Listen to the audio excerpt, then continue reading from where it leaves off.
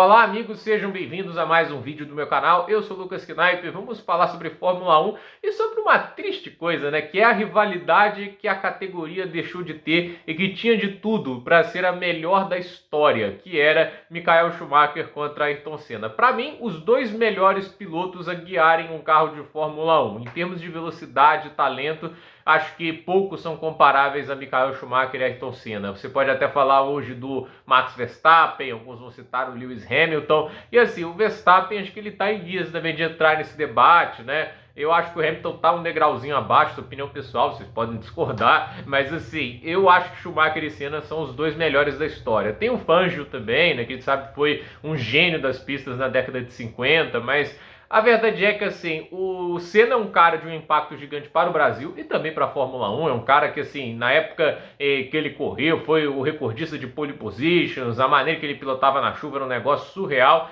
E o Michael Schumacher foi o cara que quebrou todos os recordes da categoria, até obviamente o Hamilton ir lá tirá-los dele, né? Mas assim, quando o Schumacher colocou aqueles recordes, eram coisas sobrenaturais, né? Tipo, ganhar 7 títulos mundiais, ganhar 91 corridas, e com 40 corridas de vantagem sobre o Alain Prost. O Hamilton já tem bem mais corridas do que o Schumacher, e nesse momento acho que a vantagem dele é de 13 em cima do alemão. Então, assim, ainda não é tão grande assim se a gente parar para pensar essa vantagem. Então, a questão é, o Michael Schumacher, ele entrou na Fórmula 1 em 1991 e em 92 ele já começou a ter alguns embates com o Senna. Não chegou a ser uma rivalidade, mas chegou a ter embate. Os dois já chegaram a se bater, os dois já chegaram a se estranhar e mais do que isso, o Senna não gostava do Schumacher. E eu acho que é isso que pode tornar uma rivalidade melhor, porque a rivalidade mais qualificada, aquela que traz mais entretenimento, é quando tem ódio. Porque assim, Senna e Prost ficou muito mais divertida quando os dois começaram a se odiar. Porque quando tem respeito e tudo isso, né? Ninguém está disposto a ir até o limite final para conseguir a vitória no duelo, né? E quando você tem essa questão, né? Aquela coisa pessoal, o negócio fica muito mais divertido. E a gente tem uma situação, é que o Senna, obviamente, quando chega em 1991, ele é o grande nome da Fórmula 1.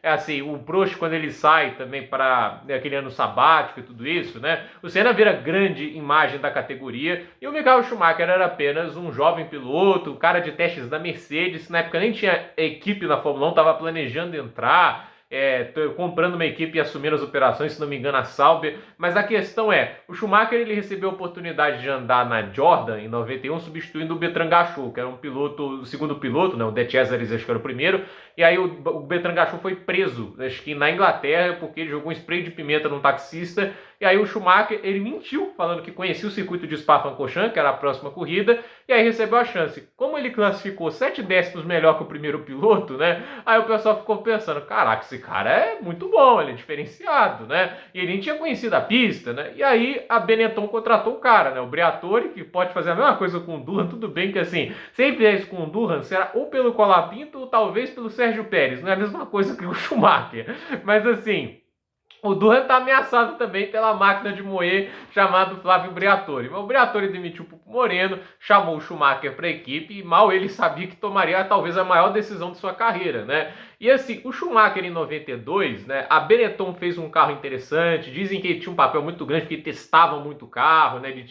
Ele era muito diferenciado nesse aspecto, né? De entender os problemas do carro, dar um bom feedback, né? E a questão é, quando começou a temporada, a gente já viu que a Benetton estava em vias de bater de frente com a McLaren, não com a Williams, que estava em outro planeta, né? E a gente já começou a ter alguns duelos. E em 1992, o Schumacher terminou o campeonato à frente do Ayrton Senna e terminou atrás apenas das Williams. E por pouco não foi vice-campeão, quase que ele termina à frente do Patrese, só que com a vitória do Berger na última corrida, ele ficou mesmo com o terceiro lugar no campeonato. Mas já era impressionante, né? Porque era um feito em tanto para uma equipe que, assim, ganhava uma corrida ou outra, né? E o cara consistentemente chegando à frente, levando o carro a resultados que você não imaginava. Isso para um ano de estreia em temporada integral, chamou muita atenção da Fórmula 1 e lá ele já começava a chamar a atenção pelo ritmo de corrida, mas mais do que isso, pelo fato de que, assim, ele não era intimidado pelos grandes nomes. E aí a gente tem um momento, né, nessa temporada, acho que acontece 2 momentos capitais com o Senna. Na corrida da França, né,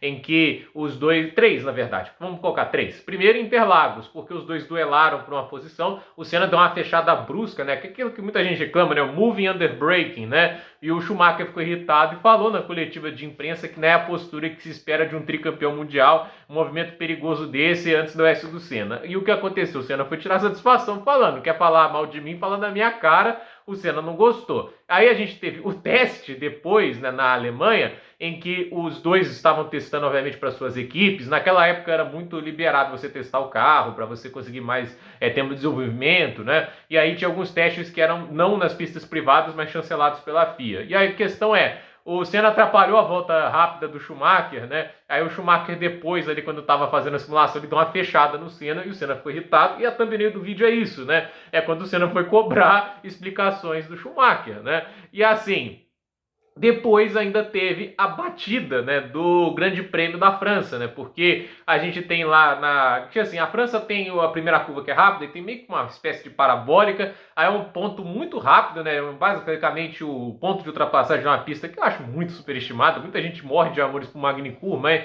aí você tem um cotovelo e ali o Schumacher acabou acertando a traseira do Ayrton Senna e o Senna teve que abandonar. Aí o que aconteceu? O Ayrton Senna, né, tipo, depois teve uma bandeira vermelha, não foi por causa desse acidente, e aí os carros ficaram parados no grid, o Senna já tinha trocado as roupas da McLaren, você vê que nas famosas fotos, né, que ele chama lá o Schumacher para cobrar explicações, né, ele tá com uma roupa assim casual, ele ia sair do autódromo quando vê bandeira vermelha e falou, ah não, agora eu vou lá cobrar satisfações, né. E aí a gente vê aquela cena famosa, né? E assim, muita gente fala, né? O Senna não gostava dessa atitude do Schumacher e o Schumacher, obviamente, não tinha muito esse negócio, não tô cagando pra isso, eu quero ganhar minhas corridas, né? Eu vou ser agressivo com eles, não é um jeito que eu seria com o Patrese e o De Cesaris, né? E aí tem 93, que é uma temporada que os dois carros ficaram ainda mais equivalentes, né? E os dois começaram a disputar mais roda. Inclusive, um dos duelos mais legais da Fórmula 1 foi no Grande Prêmio da África do Sul, porque a gente tem um duelo triplo entre Prost, Schumacher e Senna. E tem as fotos, assim, dos três carros. É um negócio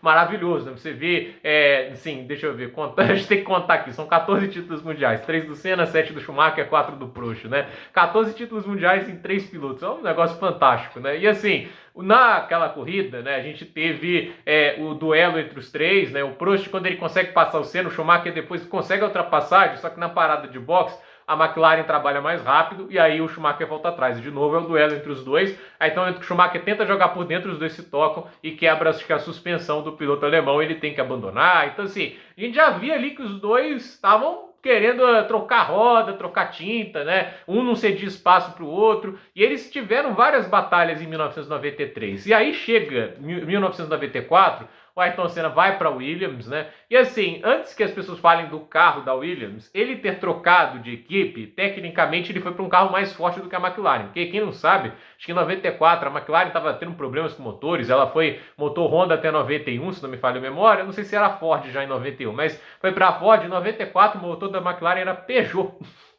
Vocês sabiam disso? A Peugeot já fez motor para a Fórmula 1, né? E assim, a McLaren deu um passo para trás gigantesco. Inclusive, até chegar a 98, 97, melhor dizendo, né? Quando aí veio acho que o Adrian Newey para a equipe e tudo isso, a McLaren viveu uns anos muito ruins na Fórmula 1. E aí, o Senna vai para a Williams, né? A Williams era um carro muito forte, só que com a retirada dos equipamentos eletrônicos, né? Isso não é apenas para a suspensão ativa da Williams, vale lembrar, ela foi aplicada para câmbios automáticos. Vamos lembrar que em 93 todos os carros passavam marcha sozinho, basicamente, pelo menos das equipes principais, né? A última vitória de câmbio manual e embreagem da Fórmula 1, né, foi do Schumacher, inclusive. Em 1992, a primeira vitória da carreira dele ainda era um carro com embreagem, câmbio manual, então foi a última vez que um carro de câmbio manual ganhou. Mas em 94 já tinha as borboletas, porque assim, eles fizeram ali a decisão, não pode ser tão automático assim. 93 foi o ano mais automatizado da Fórmula 1. Eles falam que era no braço, mas aqui não tinha controle de tração, tinha todo tipo de aparato eletrônico, e aí eles tiraram isso para tentar dar aos carros, né, um pouquinho mais de dificuldade, um componente mais do piloto. Só que a questão eram carros de 505 quilos, sim, um carro de Fórmula 1 naquela época pesava 505 quilos e eles tinham quase 900 cavalos. Então assim, como é que doma um troço desse, né? E a gente está falando de uma época que os carros não tinham uma distribuição de peso tão eficiente quanto de hoje, né? Muito diferente, né? Tudo mais rudimentar. E aí aconteceu o quê? Os carros ficaram muito mais instáveis, muito mais propensos a erros. E assim, quando começa a temporada, Dizem que há diálogos do Senna, né? Porque assim, ele acreditava que seria um ano mais tranquilo, mas a Benetton nos testes de pré-temporada começou a andar bem, o Schumacher estava confiante, né? E o Senna não gostava do jeito convencido do Schumacher, né? Que ele falava, pô, o que esse cara acha que é? Ele já se acha um gênio e tudo isso, né? Só ganhou 2 corridas na Fórmula 1, né? Naquela época ele só tinha ganhado no GP da Bélgica em 92 e o GP de Portugal em 93, se não me falha a memória, né? E assim, o Senna na época tricampeão mundial, 41 vitórias, 80 pódios, 60, na época 62 poles, né? Que ele conquistou as 3 últimas poles em 94. Mas aí a gente tem o primeiro duelo entre os dois, na verdade foi até o único duelo real em 1994, né? Porque assim, o GP do Brasil era muito expectativa, a abertura da temporada, o Senna com a equipe que venceu os últimos 2 campeonatos de Fórmula 1 de maneira extremamente dominante. E assim, ele estava na pole, ele largou bem, estava andando na frente, e aí começou o Schumacher a perseguir ele, né? E assim, o ritmo dos dois era tão acima dos demais que eles deram uma volta no Damon Hill, que era o terceiro, e terminou como o segundo colocado, né? Então assim, era um negócio surreal, que os dois estavam tão acima da concorrência, né? E a questão é, na hora que o Senna estava tentando perseguir o Schumacher, que tem a parada de boxe, vamos lembrar que a Benetton tirou o filtro de combustível, e aí o carro dele reabastecia mais rápido, né? Por isso que ganhou a posição no box, né? E aí acontece o quê, né? Tipo, na hora que o Schumacher passa, né? A gente tem uma inversão, né? Tipo, o Senna tá atrás tentando perseguir, né? A presa, assim, vira o predador, etc, né? Mas o Senna não estava conseguindo alcançar o Schumacher, o ritmo do alemão era muito forte, né? Eu acho que ali ficou nítido que haveria disputa, que haveria concorrência, que a Williams ainda era forte, mas a questão é, havia um carro à altura para bater de frente. E aí o que aconteceu, né? O Senna roda, né? Ele acaba cometendo um erro lá na subida, né?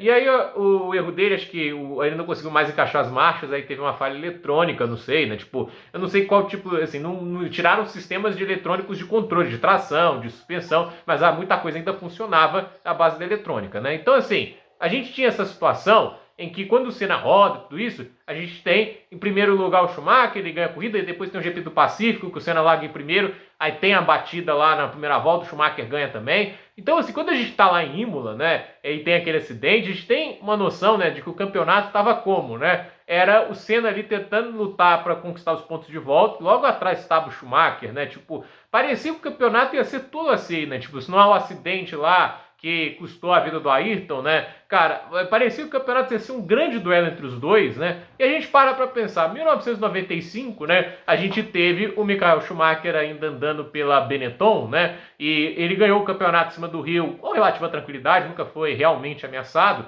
mas a questão é, ele consegue ganhar o campeonato, mas ele não estava a uma distância tão grande do Rio, então você fica pensando, será que se o Senna estivesse lá, ele não seria campeão, não haveria uma disputa pelo título, né? Porque, obviamente, muito mais piloto que o Rio, né? E aí, na época de 1996, né, ele vai para a Ferrari, né? Será que a Ferrari não contrataria o Senna antes do Schumacher? Não sei, né? Porque, se imagina, se ele não ganha 2 títulos na Williams, será que ele não vai para a Ferrari testar, realizar o sonho dele? A gente fica pensando, né? A rivalidade que fica cogitando o que poderia ter acontecido, porque foram momentos assim que eles começaram a bater roda em 92, 93, 94 seria disputa direta entre os dois, né? Tipo, era o momento de a gente ver os dois pilotos, né, que na época não sabíamos o que se tornaria Michael Schumacher na Fórmula 1, né? Mas de ver 2 pilotos geniais lutando um contra o outro. E para mim, assim, o Schumacher era um piloto melhor do que o Alain Prost, então isso seria um desafio maior para o Ayrton Senna, né? Então, assim, tinha esse negócio, né? E o Schumacher era muito mais agressivo que o Prost, né? Era um cara, assim, que, tipo, tinha tanta competitividade quanto o próprio Ayrton Senna. Então, assim, esses dois tinham um espírito competitivo de luta muito diferente dos demais. Então, a questão era a rivalidade que a Fórmula 1 deveria ter tido, mas infelizmente aconteceu aquela tragédia, a barra de direção do Senna quebrou, ele infelizmente veio a morrer naquele acidente, e fica esse gosto, né? A rivalidade que a Fórmula 1 deixou de ter. Porque certamente seria uma grande rivalidade, certamente teríamos muitas disputas, a gente ia lembrar muito disso, porque é assim, né? Eram 2 pilotos muito diferenciados que para estar em carros semelhantes, né? E não haver uma lasca, tudo isso, não haver umas batidas de vez em quando é muito improvável, ainda mais vendo como os dois tinham estilos de pilotagem muito agressivos. Então, eu fico pensando, né, será que não teria acontecido uma rivalidade histórica para a Fórmula 1? E como a gente vê, até pelas declarações que o Senna tinha e tudo isso, né, seria na base do ódio, né, seria na base da raiva, talvez, assim como aconteceu com o Prost, né? No fim de carreira, os dois iam sentar lado a lado ali num bar, iam lembra daqueles duelos? Os dois iam dar risadas e se divertir, porque no final o Prost e o Senna viraram grandes amigos, né? Depois do 1994, eles dizem que eles telefonavam diariamente um pro outro para falar de Fórmula 1, esse tipo de coisa, né? É aquele negócio, né? Tipo, eram rivais, né? Mas havia sempre respeito. E eu acho que assim, chega um momento que você vai ter o respeito pelo oponente, pela qualidade que ele tem. Então, obviamente, né, o Senna tinha um respeito gigante pelo Prost, sabia o gênio que ele era, o Prost idem, e depois que as coisas se acalmam, os caras refletem e, obviamente, debatem com mais maturidade, né? Mas, infelizmente, a gente não teve esse duelo do que, para mim, são os dois melhores pilotos de todos os tempos da Fórmula 1. Mas é assim a vida, né? Muitas coisas que a gente imaginava que poderiam ser especiais não acontecem. Tem coisas que a gente não acreditava que seriam especiais e são incríveis. Então, é ver, né, se a gente ainda vai ter um duelo, lá isso, né, o mais próximo que a gente teve nesses últimos anos foi aquele ano do Verstappen e do Hamilton 21, porque foi realmente especial de acompanhar duelo roda a roda quase toda a corrida. Então, gente, por esse vídeo é isso, dúvida nos comentários, deixe seu like, se inscreva no canal, compartilhe esse vídeo e até o próximo vídeo.